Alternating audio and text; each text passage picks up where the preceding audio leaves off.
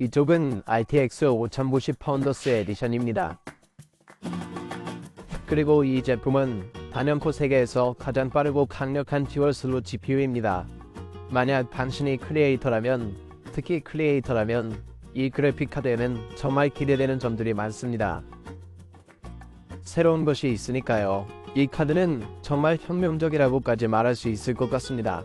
그리고 GPU 출시 역사에 있어서 매우 흥미로운 전환점이 될 것입니다. 하지만 이 있죠. 그렇죠. 그럼 파운더스 에디션 5090은 어떤가요? 이야기 나눠볼까요?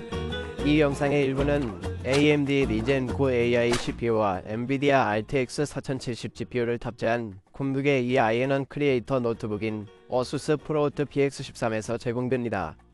PX13은 가장 컴팩트하고 강력한 13인치 노트북 중 하나입니다. AI 기능과 군용 등급의 견고함으로 어디서든 더욱 스마트하고 빠르게 작업하세요. 아래 영상 설명에서 전체 개요를 확인해보세요.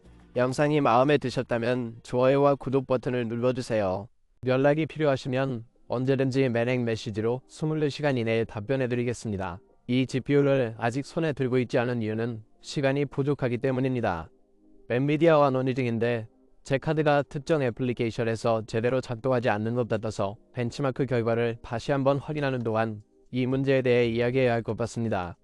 게시글 해서 수정하겠습니다. 고쳐보세요. 어떻게 될지 봅시다. 여기 5090 하나 더 있어요. 이건 팔레트 제품이에요. 저는 아직 이걸 실제로 테스트해 본 적이 없습니다. 이건 보여드릴 수는 있지만 리뷰는 못할게요.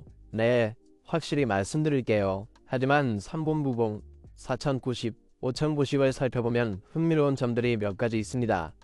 GPU 이름도 그렇고 나중에 좀 더 자세히 이야기할 프로세스 노드도 있죠. RTX 3090은 삼성 80nm 공정으로 제작되었고 4090과 5090은 TSMC 4nm 또는 4n사 노드로 제작되었습니다. 3090에서 4090으로 CUDA 코어를 살펴보면 56% 증가했습니다. 하지만 4090에서 5090으로 올라가면 32%가 증가합니다.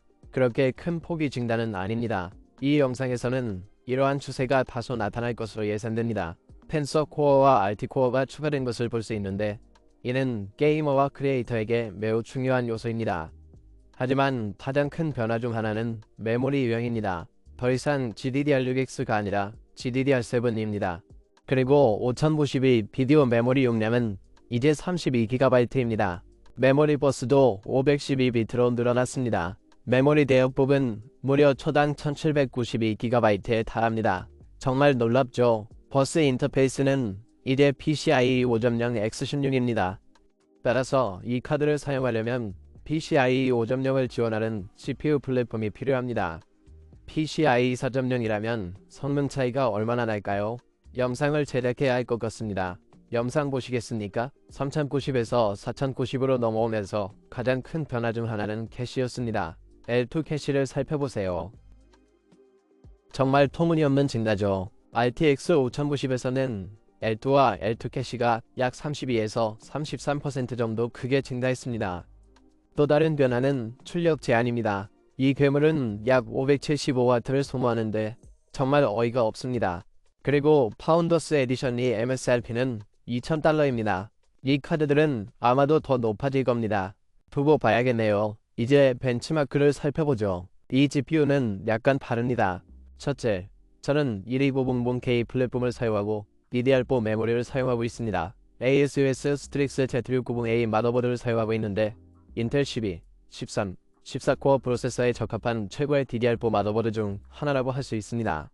따라서 CPU 병목 현상이 약간 발생하고 있습니다. 시중에서 가장 좋은 CPU는 아닙니다. 저는 64GB 킹스턴 프리비스트 RGB 3600MHz DDR4 메모리를 사용하고 있습니다. 아크틱 리퀴드 프리더 3는 여기에서 보시는 것처럼 이상한 위치에 있습니다. 메인 OS 운영체제로는 삼성 980 프로 1TB를 사용하고 있습니다. 1200WB 콰이어트 파워 서플라이도 있습니다. 자세한 내용은 아래 설명에 링크되어 있으니 확인해보세요. 사진 편집 벤치마크를 살펴보겠습니다. 하지만 그 전에 GPU 성능을 확인하기 위해 아주 일반적인 기크벤치 6부터 살펴보겠습니다. 제가 테스트하는 GPU와 벤치마크 대상은 RTX 3090입니다. 많은 사람들이 실제로 4090에서 5090으로 업그레이드하지 않을 거라고 생각하시겠지만 꼭 업그레이드해야 하는 사용 사례도 있습니다. 사실 저도 진지하게 고려하고 있습니다. 잠시 후에 자세히 설명드리겠습니다. 하지만 아마도 3090을 사용하는 사람들은 5090으로 업그레이드하고 싶을 수도 있을 겁니다. 그렇다면 그만한 가치가 있을까요? 3090이 벤치마크 대상이 될 겁니다. 3090에는 ASUS TUF RTX 1390을 사용하고 RTX 4090도 있습니다. 그리고 RTX 4090에는 조타겜프 익스트림 4090을 사용하는데 정말 엄청난 성능을 자랑하는 GPU입니다. 하지만 AMD도 빼놓을 수 없죠. 7900XTX를 사용하겠습니다. AMD의 최고 성능을 이 대화에 어떻게 적용할 수 있는지 알아보기 위해 파워갤러 레드 데빌 버전을 사용해봤습니다. 마지막으로 당연히 RTX 5090 파운더스 에디션입니다. 여기에서 보실 수 있습니다. RTX 4090은 오픈CO와 벌칸 점수에서 1390 대비 약 67에서 81% 더 빠릅니다. 7900XTX는 실제로 오픈C 점수에서는 약 20% 느리지만 벌칸 점수에서는 약 50% 빠릅니다. RTX 5090은 오픈C 점수에서 약 77% 더 빠르고 벌칸 점수에서는 2배 이상의 성능을 보입니다. 1390보다 약 120% 더 빠르며 1490과 비교했을 때 오픈C에서는 약 5% 더 빠릅니다. 그리고 1490과 비교했을 때 약 20% 더 빠릅니다. 이전 세대 대비 약 20% 향상된 성능입니다. 자, 이제 사진 편집용으로 이 제품을 구매하실 생각이라면 사진 편집 벤치마크를 살펴보겠습니다.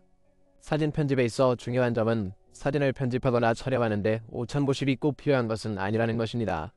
하지만 사진 편집 분야에서 GPU로 가속화할 수 있는 기능들이 점점 더 많아지고 있습니다. AI 작업, AI 생성, AI 감지, AI 노이즈 감소가 있다면 GPU가 이를 가속화할 수 있습니다. 라이트룸 클래식처럼 내보내기 작업뿐만 아니라 이러한 작업에도 GPU를 사용할 수 있는데 이 기능 중 일부가 이 프로그램에서 사용되기를 바랍니다. 전체 점수는 기본적으로 포토샵이든 라이트룸, 클래식이든 이 프로그램이 수행할 수 있는 다양한 작업을 수행한 결과이며 나머지 시스템은 변경되지 않습니다. 따라서 GPU 변경을 통해 5090이 다른 GPU에 비해 실제로 가치가 있는지 실제 프로그램에서 전반적인 성능을 어떻게 볼 수 있는지 알 수 있습니다.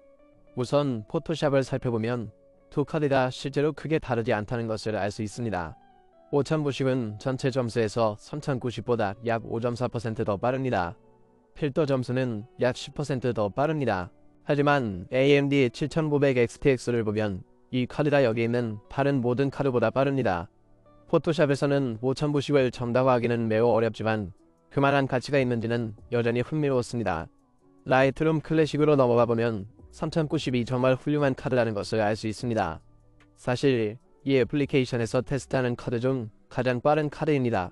RTX 3092 중에서 가장 빠릅니다. 물론 레드온 7900XTX가 아주 근접해 있지만 4090과 5090은 더 느립니다. 실제로 5090은 3090보다 약 10% 느립니다. 여기서 꼭 언급하고 싶은 게 있습니다. 사전 출시된 드라이버 버전이 있는데 많은 애플리케이션에서 제대로 작동하지 않습니다. 특히 어도비 애플리케이션 중 상당수가 50 시리즈 GPU를 완벽하게 지원하지 않습니다. 즉, 지금 보시는 내용이 약간 잘못되었거나 약간 소산된 것 같습니다.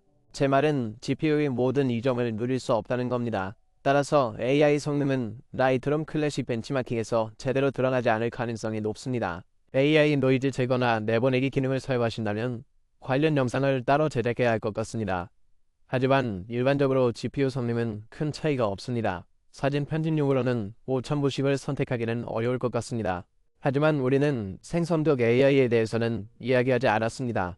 이 부분은 나중에 이야기하겠습니다. 하지만 이제 비디오 편집에 대해 이야기해 보겠습니다. 여기서 중요한 건 아마 이 GPU에 대한 가장 훌륭하고 가장 큰 화제 중 하나일 겁니다. RTX 5090은 이제 420이 디코딩을 지원합니다. 인텔만 가능하다고 항상 말해온 H265 10비트 420이뿐만이 아닙니다. 이 50 시리즈는 H264도 지원합니다. 예를 들어 이 소니 HS3는 지금 H264 10비트 421을 녹화하고 있습니다. 그리고 이건 CPU에 너무 어려운 코덱이에요. CPU 성능을 최대한으로 끌어올리는 경우가 많습니다. 편집하기가 정말 어렵죠. 하지만 이제 RTX 5090에서 가속할 수 있습니다. 그리고 실제로 테스트해봤는데 데이빈사이 리졸브에서 곧 공개될 영상입니다. 데이브 인사이 리졸브는 이 GPU를 완벽하게 지원합니다. 데이브 인사이 리졸브가 이 모든 기능을 활용하는 것을 보실 수 있습니다. 미디어 엔진은 정말 놀랍도록 잘 작동합니다. 인코딩과 디코딩 기능은 비디오 편집자들에게 획기적인 변화를 가져올 것입니다. 특히 5090은 더욱 그렇습니다. 5090은 GPU 내부에 가장 많은 미디어 엔진을 탑재하고 있기 때문입니다. 인코더 3개와 2D 코더가 있습니다. 4080으로 낮추면 4080과 4070D에 각각 2개가 있습니다. 그리고 4070은 각각 하나씩 갖게 될 겁니다. 최고의 비디오 편집 성능과 내보내기 성능을 원한다면 5092 최고의 선택입니다. 이제 프리미어 프로를 살펴보겠습니다. 제가 테스트할 수 있는 5090 버전은 실제로 전체 미디어 엔진과 5090이 모든 기능을 지원하지 않습니다. 그래서 4090을 업그레이드한 형태로만 사용하고 5090이 모든 기능을 활용할 수는 없습니다. 그래서 나중에 업데이트를 해야 할 것 같습니다. 하지만 지금 보고 있는 것보다 훨씬 더 빨라질 것으로 예상합니다. 하지만 지금은 그냥 있는 그대로 보고 있습니다. 4090은 3090보다 약 16% 더 빠르며 이는 상당히 큰 폭이 향상입니다. 7900XDX는 3090보다 약 1에서 5% 더 빠르지만 작업 방식에 따라 다릅니다. 롬 GOP 점수는 확실히 훨씬 빠릅니다. 이제 RTX 5050으로 넘어가 보면 3090보다 전반적인 점수가 약 15에서 20% 더 빠릅니다. 이는 4090과 확장된 전체 점수가 거의 같고 일반적인 전체 점수, 표준 점수, 램 4090보다 약 3.2% 더 빠릅니다. 그렇게 큰 문제는 아닌 것 같습니다. 보시다시피 가장 큰 차이점은 GPU 효과인데 약 14.3% 더 빠릅니다. 하지만 긴 GOP 점수에서는 7900XDX를 앞지르지도 못했습니다. AMD는 실제로 품질면에서 이를 처리할 수 있는 매우 좋은 미디어 엔진이나 매우 빠른 미디어 엔진을 갖추고 있습니다. 가끔 어떤 사람들은 50 시리즈나 엔비디아, 인텔만큼 좋지 않다고 주장합니다. 하지만 프리미어 프로 성능 측면에서는 아직은 좀 아쉽습니다. 업데이트를 해야 할 것 같습니다. 50 시리즈가 롱 GOP나 다른 점수에서 훨씬 더 나은 성능을 보여줄 것으로 기대하기 때문입니다. 이 하드웨어 중 일부에 대한 소프트웨어 지원이 있습니다. 애프터 이펙트에서는 퍽의 벤치용 이전 애프터 이펙트가 지원됩니다. 그리고 더 새로운 기능도 출시되었지만 아직 베타 버전입니다. 그래서 곧 이 모든 기능을 다시 벤치마크해야 할 것 같습니다. 하지만 여기에 GPU를 살펴보면 레드온과 4090은 3090보다 느립니다. 하지만 RTX 5090은 전반적인 점수에서 약 3.5% 더 빠릅니다. GPU 점수에서는 약 11% 더 빠릅니다. 4090보다 약 10% 정도 더 빠릅니다. 실제로 4090과 5090 사이에는 꽤 괜찮은 차이가 있습니다. 이제 데이브 인사이 리졸브로 넘어가겠습니다. 바로 이 부분에서 이 차량들 중 일부에서 가장 큰 차이점을 발견할 수 있습니다. 하지만 이 녀석이 아직 벤치마킹만 하고 있는 이유도 바로 여기에 있습니다. 데이브 인사이 리졸브의 성능이 떨어지는 것 같습니다. 엔비디아와 이야기를 나누면서 제 그래픽카드가 제대로 작동하는지 확인하고 싶었습니다. 지금보다 훨씬 더 빨라질 거라고 생각했습니다. 앞으로의 짧은 소식입니다. 데이브 인사이 리졸브에서의 결과는 이제 수정되었습니다. 카드 성능은 이렇습니다. 4090이나 3090보다 느리지 않습니다. 특히 AI 점수에서 좋은 성적을 보이고 있습니다. 제가 벤치마킹을 하면서 이 카드의 문제를 해결했기 때문입니다. 카드와는 아무 상관이 없습니다. 소프트웨어가 어떤 미디어 엔진을 사용해야 하는지 실제로 이식하도록 강제하는 데 필요한 몇 가지 소프트웨어 문제였습니다. 좀 혼란스러웠거든요. 하지만 더 이상은 아닙니다. 이제 데이브 인사이 리졸브에서 5090을 사용할 수 있습니다. 그리고 가장 흥미로운 점은 마침내 카드가 제대로 작동하게 된다는 것입니다. 이 카드의 잠재력과 그 기능을 확실히 알 수 있습니다. 표준 조합 점수와 확장 조합 점수에서 3090보다 46에서 56% 더 빠른 것을 확인할 수 있습니다.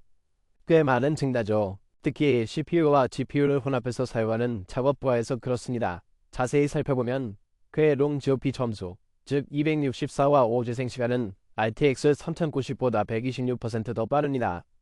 정말 말도 안 되는 소리예요. 하지만 비디오 편집에 대해 이야기하는 김에 이 기능에 정말 놀라운 점 몇 가지를 강조하고 싶습니다. 바로 이 미디어 엔진, 다시 한번 강조하고 싶습니다. 정말 믿을 수 없어요. 그들은 혁명적입니다. 이전에는 지지받지 못했던 것들을 지지하죠. AMD나 인텔 플랫폼을 사용하든 레일보다 훨씬 더 빠른 속도를 낼 수 있습니다. 그리고 레일이 없다는 것은 인텔 퀵싱크가 없다는 것을 의미합니다. 인텔 퀵싱크보다 더 많은 코덱을 지원하는데 정말 환상적이죠. 인텔이 어떤 행보를 보일지 정말 기대됩니다. 이제 AM5 같은 AMD 플랫폼으로 PC를 조립할 수 있으니까요.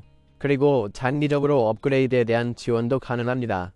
그리고 기본적으로 인텔 퀵싱크를 제공하는 50 시리즈가 있습니다. 놀랍네요. 그런데 디코더는 정말 흥미로웠어요.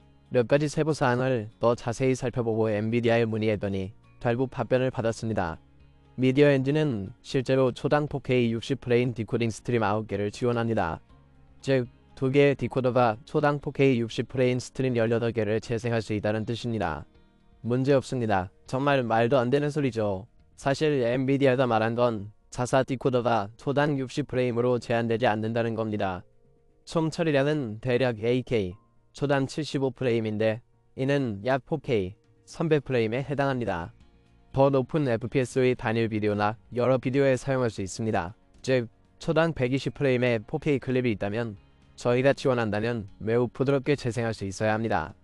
프리미어 프로에서 테스트해볼 날이 기다려집니다. 어도비, 제발. 또한 AV1 초보 화질 모드도 추가로 지원하는데 이는 AV1보다 화질이 더 좋지만 인코딩 시간이 더 오래 걸립니다. 이제 3D 성능을 살펴보겠습니다. 블렌더를 사용했는데 3090에서 4090으로 넘어가면서 성능이 거의 2배로 향상되었습니다. 그건 정말 터무니없는 일이었습니다. 많은 사람들이 업그레이드를 원했습니다. 특히 3D를 3090에서 4090으로 업그레이드하고 싶어 했습니다. 말도 안 되는 일이죠. 7900XCX는 이 부분에서는 상당히 부자연스럽고 블렌더에서도 잘 작동하지 않습니다. 보시다시피 3090보다 약 30% 느리기 때문에 5092 7900을 압도할 가능성이 높습니다. 여기서 5092 3090보다 2.5배 이상 빠르다는 것을 확인할 수 있습니다. 몬스터C는 7311점을 기록한다면 3090은 2786점을 기록했습니다. 3090보다 훨씬 빠르지만 4090보다는 약 15에서 23% 더 빠릅니다. 마스터라이제이션 성능은 4090보다 그렇게 빠르지는 않지만 VRAM이 더 많아서 많은 3D 렌더러가 더 많은 VRAM을 원하기 때문에 이 카드는 매우 매력적인 위치에 있습니다. 5092 바로 그런 기능을 제공합니다. 옵탄 벤치와 레드 쉬프트도 보여드리고 싶지만 제가 이 영상을 제작하는 시점에는 아직 50 시리즈를 지원하지 않습니다. 그래서 나중에 다시 업데이트해드리겠습니다. VRA에 대한 업데이트가 있는데 여기서 꽤 흥미로운 결과를 볼 수 있습니다. 당연히 레드온 카드는 지원되지 않으며 4090은 3090보다 성능이 거의 정확히 2배입니다. 하지만 5090은 CODA 점수보다 173% 빠르고 RTX 점수에서는 약 170% 빠릅니다. 이는 엄청난 수치이며 4090과 비교했을 때 약 36에서 37% 더 빠릅니다. 즉, 모든 것이 잘 작동한다면 해당 차량에서 30에서 37% 더 빠르다는 것을 의미합니다. 즉, 카드에서 모든 것이 잘 작동하고 드라이버와 소프트웨어가 작동한다면 4090보다 36에서 37% 더 빠른 성능을 기대할 수 있습니다. 이제 다른 흥미로운 부분으로 넘어가겠습니다. 성능은 대략적으로 알고 계셨겠지만 제가 테스트하는 시점에서는 아직 완벽하지 않습니다. 전력 소모는 어떻습니까? 이 카드는 575W를 소모합니다. 폐어막에서 보시다시피 정말 말도 안 됩니다. 반면 실제로 3D 렌더링 같은 작업을 할 때는 전력 소모가 그렇게 많지 않습니다. 훨씬 적죠. 그리고 유유 상태에서 전력 소모량을 측정해보니 약 20W 정도 소모되는 것으로 나타났습니다. 유유 전력 소모량은 그렇게 나쁘지 않습니다. 그런데 좀 뻔뻔하게도 MSI 애프터버너는 뭘 제공하는지 그리고 전력을 높일 수 있는지 궁금했습니다. 네, 이 그래픽카드는 이 전원 테이블의 한계인 600W까지 아무 문제 없이 끌어올릴 수 있습니다. 파운더스 에디션으로도 가능합니다. ARC 나보드 파트너 카드가 뭘 할 수 있는지는 신경 쓰지 마세요. 정말 말도 안 됩니다. 정말 기대됩니다. 케이블에서 나오는 600W 출력에 맞춰야 할 것 같습니다. 따라서 이론적으로는 약 675W, 100W가 더 추가됩니다. 우와, DLSS4는 게이머를 위해 더 많은 프레임과 더 부드러운 재생을 제공하기 위한 것입니다. 하지만 지원을 기다리고 있는 다른 기능들도 있는데 크리에이터들을 위한 기능이기도 합니다. D5 렌더러라는 꽤 유명한 3D 렌더링 애플리케이션이 있는데 뷰포트에서 DLSS가 이 렌더러를 활용하여 3D 콘텐츠를 재생할 때 더 많은 프레임을 보여줄 수 있습니다. 그래서 저는 그것이 다른 애플리케이션에서도 적용될 수 있기를 매우 기대하고 있습니다. 언리얼 엔진을 예로 들어보겠습니다. 언리얼 엔진의 경우 사람들은 DLSS 4.0도 꼭 원할 겁니다. 이름에서 보셨듯이 5090은 사실 AI 카드입니다. DLSS 4.0은 AI 기능입니다. 하지만 이 카드는 다른 AI 기능도 많이 있습니다. 그리고 이 카드의 가장 큰 특징은 바로 AI 기능입니다. AI 능력이 너무 강력해서 말도 안 됩니다. 지역 LLM에 이것을 어떻게 활용할 수 있는지 아는 사람이나 생성적 AI를 구현하고 싶은 사람에게는 정신적으로 중요한 일입니다. 좀 더 관점을 바꿔서 설명해 보겠습니다. 5090은 3300개 이상의 탑을 생산할 수 있습니다. 참고로 RTX 4090은 1300이에요. 그러니까 성능이 2배 이상 향상된 거죠. 하지만 다른 성능도 좀 더 살펴보죠. 제가 가지고 있는 M4 Max는 현재 애플이 제공하는 가장 빠른 칩입니다. 최대 38비트까지 지원합니다. 신경 엔진, 즉 MPU는 38개입니다. 이는 RTX 5090보다 88배 이상 느립니다. 인텔의 다른 카드들도 살펴보겠습니다. 현재 가장 빠른 카드인 아크 B580은 최대 288점 정도인데 이 카드는 3300점입니다. 잠깐만 생각해보세요. 시중에 나와있는 다른 어떤 제품보다 훨씬 빠르고 훨씬 뛰어납니다. 억만장자들이 젠슨 황에게 GPU를 좀 팔아달라고 애원하는 것도 이해가 됩니다. 자, 이제 메모리의 실제 대역폭 때문입니다. 앞서 언급했듯이 32GB의 GDDR7 메모리가 탑재되어 있습니다. 대역폭은 초당 1700GB입니다. M% 쿼드, 뭐 때문에 그러는 거지? M% 쿼드라고 생각하시겠죠? 다른 건 또 뭐가 있는 거지? DDR5를 보면 시스템 메모리는 DDR4가 아니라 DDR5입니다. 6400MHz의 DDR5는 초당 약 88GB입니다. 훨씬 빠릅니다. AI 생성에 이걸 활용하는 건 정말 놀랍습니다. 그래서 더 많은 AI나 생성 AI 소프트웨어를 배우고 활용하게 되어 정말 기쁩니다. 그리고 그들이 더 많이 나올수록 이것이 더 많은 지원을 하게 됩니다. 정말 기대돼요. 2025년은 AI 해가 될 것 같아요. 그리고 다른 AI 관련 제품들도 많이 보게 될 거예요.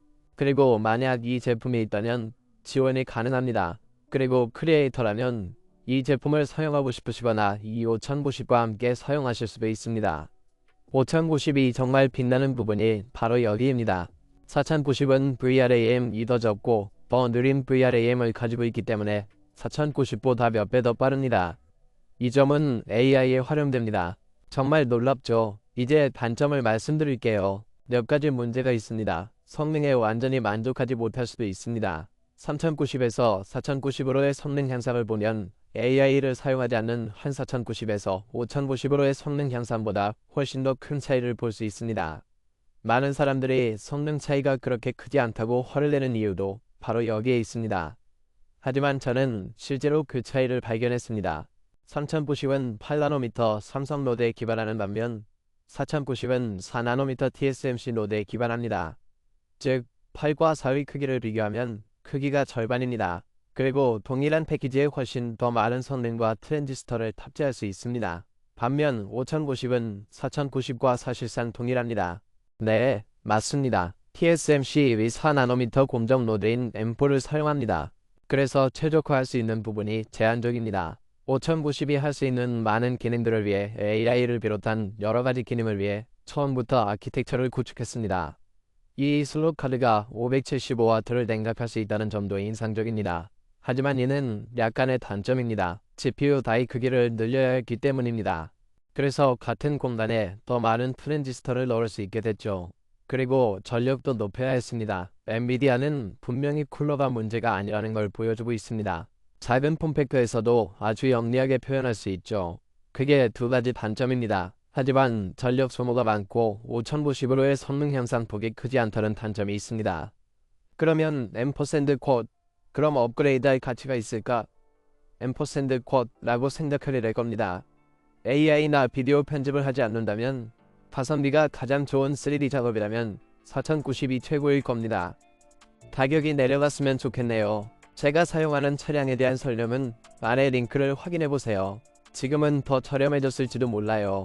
하지만 AI, 비디오 편집을 하고 있거나 생성적 AI에 관심이 있다면 5090은 완전히 다른 차원의 제품이고 정말 미친 제품입니다.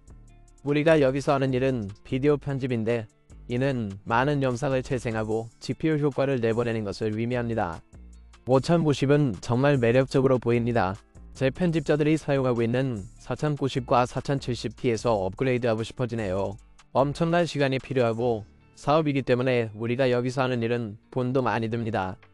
그러니 5090이 과연 가치가 있는지 좀 더 계산해 봐야겠습니다. 하지만 여러분의 의견을 아래 댓글란에 남겨주세요. 그리고 가성비 최고의 PC를 직접 만들고 싶다면 직접 만들어 보세요. 아래 영상 설명에 빌드 가이드가 있습니다. 시청해주셔서 감사합니다. 안녕.